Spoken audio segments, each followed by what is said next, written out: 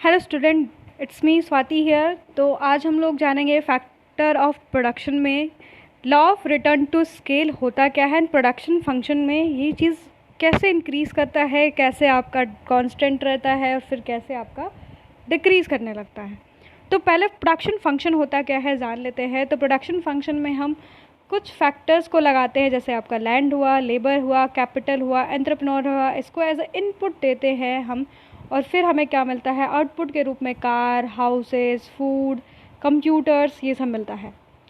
तो यानी जो इनपुट और आउटपुट यानी फिज़िकल इनपुट, ये फिज़िकल इनपुट हुआ और फिज़िकल आउटपुट के बीच में जो रिलेशन मिल रहा है हमें, ये क्या होता है आपका प्रोडक्शन फंक्शन होता है। यानी कि आपका आप लैंड लगाते हो, यानी आप एक कार का प्रोडक्शन कर रहे हो, तो कार के प्रोडक्शन में आपको कहीं ना कहीं भूमि देनी पड़ती है, श्रम देना पड़ता है और आपको पूंजी लगानी पड़ती है। ठीक है, तो इसके बाद आपको एक कार बन के मिलती है। घर बनवाते हो, फिर भी आप ज़मीन लेते हो, फिर लेबर लगवाते हो, कैपिटल भी कैपिटल मतलब मशीनरी हो गया आपका, और या फिर आप श्रम के रूप में कैपिटल लगा रहे हो, फिर उसके बाद आपका एक घर बनता है। तो ये क्या आपका जो रिलेशनशिप आपका होता है किसके बीच में, फिज़िकल इनपुट और आपका किसके बीच में, फिज़िकल आउटपुट के बीच में जो रिलेशनशिप होता है।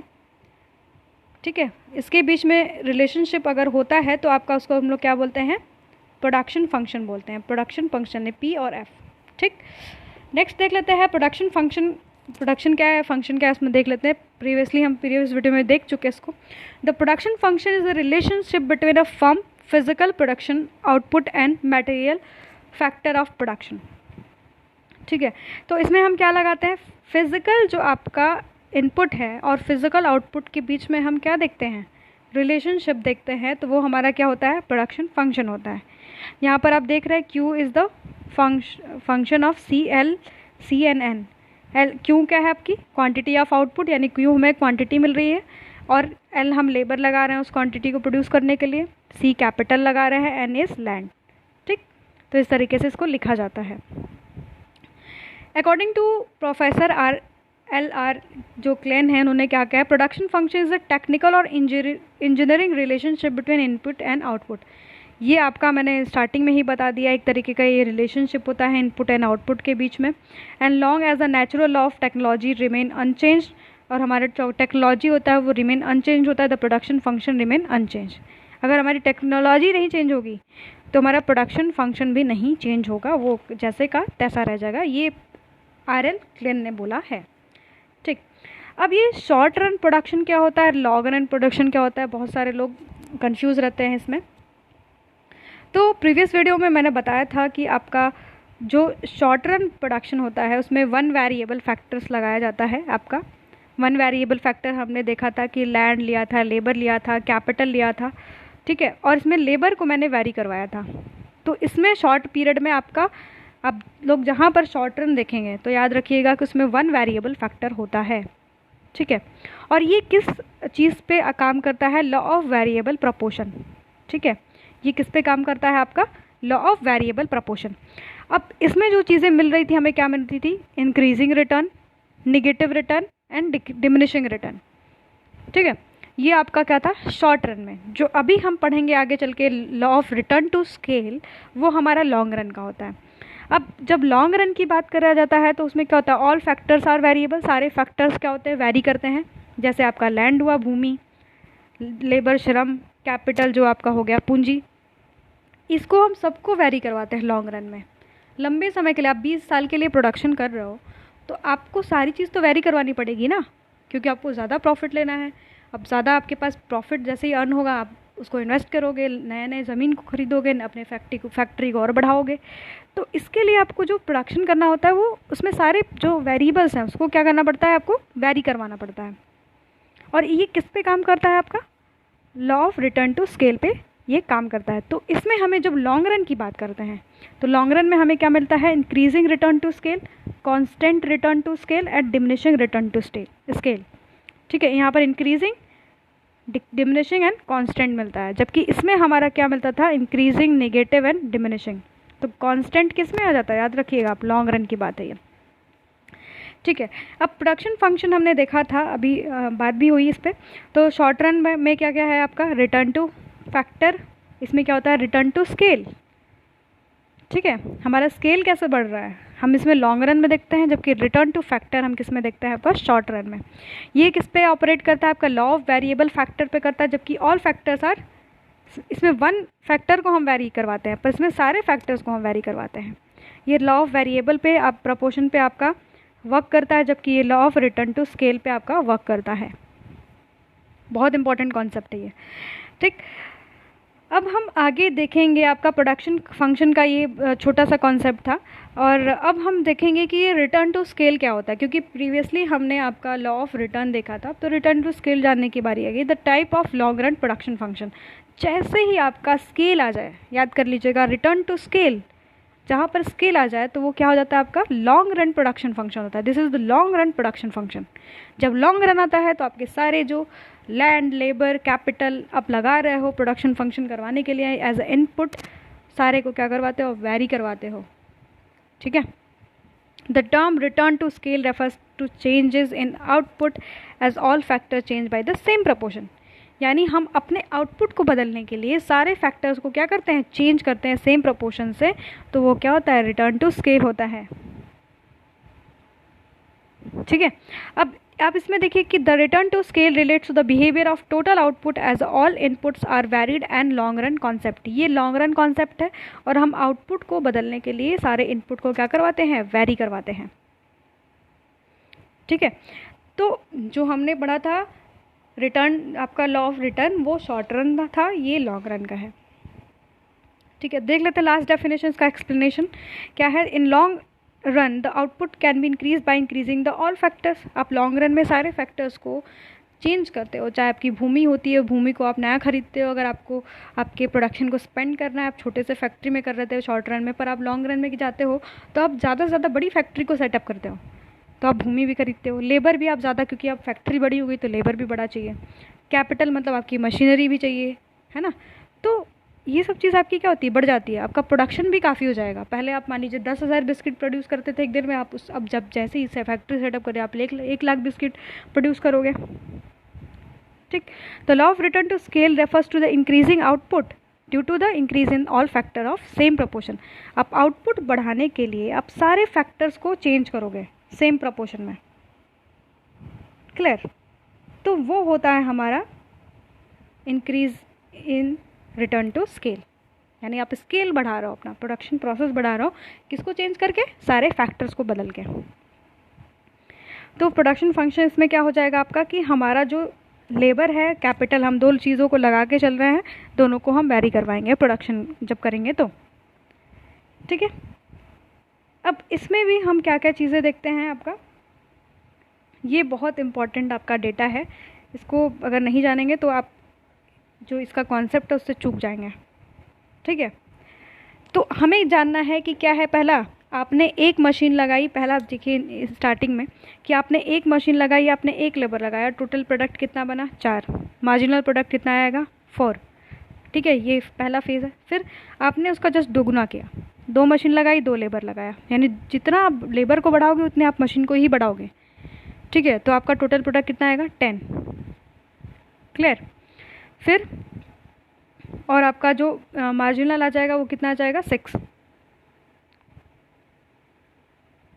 अब नेक्स्ट आपने 3 मशीन लगाई, 3 लेबर लगाया, आपका प्रोडक्ट कितना हुआ, 18। ठीक, और मार्जिनल प्रोडक्ट 8। फिर नेक्स्ट आपने 4 मशीन लगाई, 4 लेबर लगाया और 28, आपका क्या आ गया, प्रोडक्ट आया, और मार्जिनल जब आप निकालोगे तो क्या आ जाएगा, 10। तो ये हमारा क्या है, लगातार हमारा जो प्रोडक्ट है वो क्या हो रहा है, इंक्रीज़ हो रहा है। देखिए सॉरी, ये इंक्रीज़ हो रहा है ना, लगातार बढ़ रहा है। देखिए इंक्रीजिंग ऑर्डर में 4 पहले था, फिर 10 हुआ, फिर 18 हुआ, यानी प्रोडक्ट बढ़ रहा है, हमारा स्केल बढ़ रहा है, तो ये इंक्रीजिंग रिटर्न होता है। ठीक है। जैसे कि आपने आप मान लीजिए कि आप 2 लेबर लगाते हो और +3 कैपिटल लगाते हो, तो आपको प्रोडक्शन में 600 होता है। आप जस्ट इसका दोगुना करो, आप 4 लेबर लगाओ +6 कैपिटल लगाओ, तो आपको कितना मिलेगा, 1300। ठीक है, जितना आप लेबर को बढ़ाओगे उतना ही आपको कैपिटल को बढ़ाना पड़ेगा। ठीक, अब हम लोग नेक्स्ट देख लेते हैं कि आपका क्या होता है कांस्टेंट रिटर्न। तो कांस्टेंट रिटर्न होता क्या है, इसमें क्या होगा आपका, आप जो मशीन और क्या लेबर है उसको तो सेम प्रोपोर्शन में बढ़ाओगे। 5 मशीन आपने बढ़ाई, 5 लेबर किया, ठीक है, 38 आपका आ गया। और आपका मार्जिनल जो प्रोडक्ट था वो क्या आ गया आपका 10। क्लियर। अब आप देखिए इसमें नेक्स्ट आप 6 मशीन की और 6 लेबर और आपका 48 टोटल प्रोडक्ट बन रहा है। मार्जिनल निकालेंगे तो आपका 10 आएगा। जो ये मार्जिनल वाला कॉन्सेप्ट आप देख रहे हैं ये जो है आपका कांस्टेंट आ रहा है, 10 ही आ रहा है, ठीक है। क्लियर। आप देखिए प्रीवियस में से पहले वाले देखिए, अब इसमें से 10 में से आपने 4 माइनस किया, पहले तो आप 4 लिखेंगे, फिर आपने इसको माइनस किया 6 आया, ठीक। अब 18 में से 10 माइनस किया तो 8 आया, ठीक है। अब 28 में से 8 माइनस किया फिर 10 आया, और आप फिर उसके बाद 38 में से 28 को माइनस करेंगे 10 आएगा, 48 में से 38 को माइनस करेंगे 10 आएगा, ठीक। तो आप इसमें देख रहे हो कि आपका जो इसमें जो आपका रिटर्न था मार्जिनल प्रोडक्ट में क्या हो रहा था, ये बढ़ रहा था, ये इंक्रीजिंग है। पर अब देखिए इसमें 10 ही 10 आ रहा है, तो ये कांस्टेंट आपका आ रहा है। अब नेक्स्ट में आप देखेंगे कि आप 7 मशीनरी लगा रहे हो, 7 लेबर लगा रहे हो, आपका प्रोडक्ट 56 आ रहा है और आपका मार्जिनल कितना जा रहा है 56 में से 48 माइनस कर दोगे तो आपका कितना जाएगा 56 में से, देखिए आपको इसमें से हम किसको माइनस करते हैं 48 को, तो कितना आ जाएगा 8। फिर आपने 8 मशीनरी लगाई और आपने फिर 8 लेबर लगाया और आप फिर देखते हो कि आपका जो 62 में से 56 माइनस कर दिया जाए तो कितना जाता है 6। तो ये हमारा देखिए 8 से क्या हो गया 6 हो गया, यानी हम क्या कर गए यहाँ पर डिक्रीजिंग रिटर्न। अब हमारा रिटर्न जो आ रहा है वो क्या आ रहा है कम आ रहा है, ठीक है। इंक्रीजिंग रिटर्न में क्या होता है कि आपका जो when the proportion of increase in total output is more than the proportionate increase in the input, जितना हमारा इनपुट लगाते हैं उतना ही प्रोपोर्शन में हमारा आउटपुट बढ़ता है, तो वो इंक्रीजिंग रिटर्न होता है। कांस्टेंट रिटर्न में आपका क्या होता है when the proportionate increase in total output equals to the proportionate increase in the input, यानी the proportionate increase in total output, यहाँ पर जो आउटपुट होगा, यहाँ पर जो प्रोडक्ट आ रहा है आउटपुट आ रहा है वो क्या आ रहा है ग्रेटर आ रहा है किससे इनपुट से, तो आपका क्या हो गया ये इंक्रीजिंग रिटर्न हो गया पहला वाला केस। सेकंड वाले में आपने जितना इनपुट लगाया, जिस प्रोपोर्शन में इनपुट लगाया उतना ही क्या मिला आपको आउटपुट मिला, तो वो क्या हो जाता है आपका क्या हो जाता है कांस्टेंट रिटर्न। नेक्स्ट आपका डिक्रीजिंग रिटर्न, यानी आप इनपुट जितना लगा रहे हो उतना आपको आउटपुट नहीं मिल रहा है। आप तो इनपुट बहुत ज़्यादा लगा रहे हो पर आपको आउटपुट नहीं मिलेगा उतना, यानी यहाँ पर आपका क्या होता है कि इनपुट जो होता है which is greater than output, output से क्या होता है ये ज़्यादा हो जाता है, तो वो क्या होता है डिक्रीजिंग रिटर्न। क्लियर। तो ये रहा आपका रिटर्न टू स्केल। अगर इसको एक्सप्लेन किया जाए तो आप समझ जाएंगे, कुछ ज़्यादा है नहीं इसमें, ठीक। अगर हम इसको ग्राफ के तौर पे ऐसे बनाया जाए तो आपको ये चीज़ दिखेगी कि आप इंक्रीजिंग में इस तरीके से बढ़ते हो, all the inputs are doubled when output is increase the faster rate than the double, यानी आप डबल इंक्रीज कर रहे हो। जैसे आपने पहले 1 लेबर लगाया था और प्लस 1 कैपिटल लगाया, ठीक है, तो आपको 600 क्या मिला आउटपुट मिला। अब आप दोगुना डबल कर दे रहे हो, 2 लेबर लगा रहे हो और आपका 2 कैपिटल लगा रहे हो, ठीक है, 2 लेबर लगा रहे हो 2 कैपिटल लगा रहे हो, अब आपको दोगुने से ज़्यादा मिले, यानी 600 का दोगुना 1200 हो जाता है 1200, पर आपको यहाँ पर 1300 का आउटपुट मिल जाए, तो ये हमारा क्या होता है इंक्रीजिंग रिटर्न, यानी हमने जितना लगाया उससे दोगुना उससे ज़्यादा ही हमको मिला, तो इंक्रीजिंग रिटर्न टू स्केल है ये। क्लियर। अब इसमें डिवीज़न ऑफ लेबर अच्छा है हमारा, स्पेशलाइजेशन है और एक्सटर्नल इकोनॉमीज ऑफ स्केल है, ठीक है, तो इस वजह से हमारा क्या मिल रहा है इंक्रीजिंग रिटर्न टू स्केल मिल रहा है। अब कॉजेज़ क्या होता है टेक्निकल मार्जिनल जो इंडिविजिबिलिटी है, सब लोग अच्छा काम कर रहे हैं, सब लोग अपने जो उनका स्पेशलाइजेशन है हाई डिग्री ऑफ स्पेशलाइजेशन है और सब लोग अच्छे से काम करते हैं, तो हमारा इंक्रीजिंग रिटर्न टू स्केल मिलता है। अब आपका कांस्टेंट रिटर्न टू स्केल जब मिलने की बात होती है तो उसमें क्या आता है आपका लगातार आपका जो आउटपुट आपका रहेगा, इनपुट और आउटपुट जो भी है वो क्या होगा बराबर होगा, है ना। आप जितना इनपुट लगाओगे उतना ही आउटपुट मिलेगा। जैसे इसमें देख लीजिए, आपको दिख रहा होगा ये आपका है इंडिफरेंस कर्व, ये देखिए आप जितना लेबर लगा रहे हो यहाँ पर मान लो 1 लेबर है तो 1 कैपिटल आप कैपिटल लगा रहे हो और आपको आउटपुट सेम मिल रहा है। फिर आपने थोड़ा बढ़ाया, फिर आपको आउटपुट सेम मिलेगा। तो यहाँ पर आपको क्या दिख रहा है, ये कांस्टेंट रिटर्न टू स्केल मिल रहा है, यानी आपको economies of scale is balanced here. यहाँ पर सारा आपका जो इकोनॉमीज ऑफ स्केल है वो क्या है, बैलेंस है। नेक्स्ट हमारा है आपका डिमिनिशिंग रिटर्न। जब हमारा डिस इकोनॉमीज आती है इकोनॉमी में तो वो हमें क्या होता है, डिमिनिशिंग रिटर्न देता है, यानी आपका कहीं ना कहीं जो लेबर है वो सही से काम नहीं कर रहा है, वो इफ़िशिएंट नहीं है। आप इनपुट डबल लगा रहे हो पर आपको आउटपुट डबल से भी कम मिले। जैसे आपने देखा था कि 1 लेबर लगाया और 1 कैपिटल लगाया था तो आपको 600 मिला, ठीक है इनिशियली। अब आपने डबल कर दिया, आपने 2 लेबर लगाया प्लस 2 कैपिटल लगाया तो आपको अब 400 रिटर्न मिले। आपने देखा यहाँ पर क्या हुआ, डिक्रीज़ हुआ, डिमिनिश किया। तो ये होता है हमारा डिमिनिशिंग रिटर्न टू स्केल।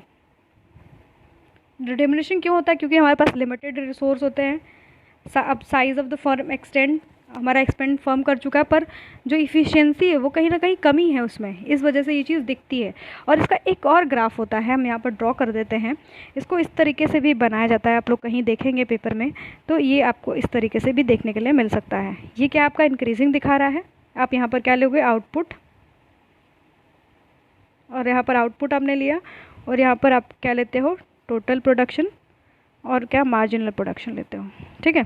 तो यहाँ पर आपको क्या देखने के लिए मतलब इंक्रीजिंग, ये कांस्टेंट और ये डिमिनिशिंग, क्लियर। तो कभी कभी हमें ऐसे भी देखने के लिए मिलता है। तो ये अब रहा हमारा क्या, कांस्टेंट और इंक्रीजिंग डिक्रीजिंग जो रिटर्न टू स्केल है इन लॉन्ग रन।